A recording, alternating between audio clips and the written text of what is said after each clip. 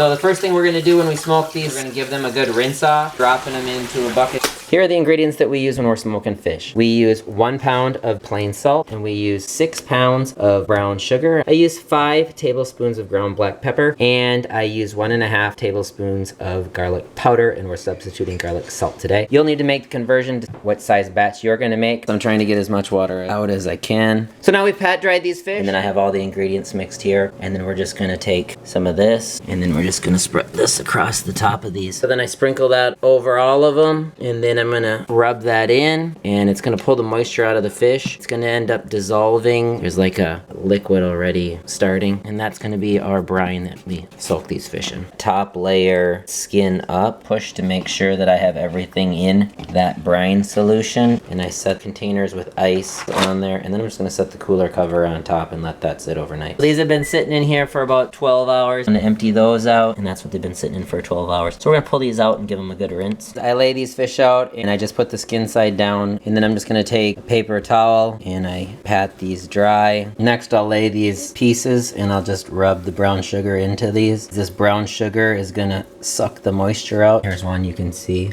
And then I just lay these out across the oven rack. It's gonna pull that moisture out of the fish, and you can see it's kind of pooled up on some of the fish here, but it's also dripping down. Another thing that you can do is you can put it on top of your oven. And there's a little lip on the oven, so then all that moisture will stay in there, and it's easier to clean it. I turn a fan on. I'm gonna let that sit here for a Let these kind of harden on the outside so it's dry, and then I've taken a knife and I've cut it so that way I can hang these on my rack. Because my racks are deeper, I'm able to drop those fish down the long way. Pellets for a pellet smoker, and then the wood chips seem to burn a little quicker, so I mix those together. Next I put a bunch of holes in it, and then I'm gonna put that out on the coals, and those are really nice pieces. They're dry on the outside.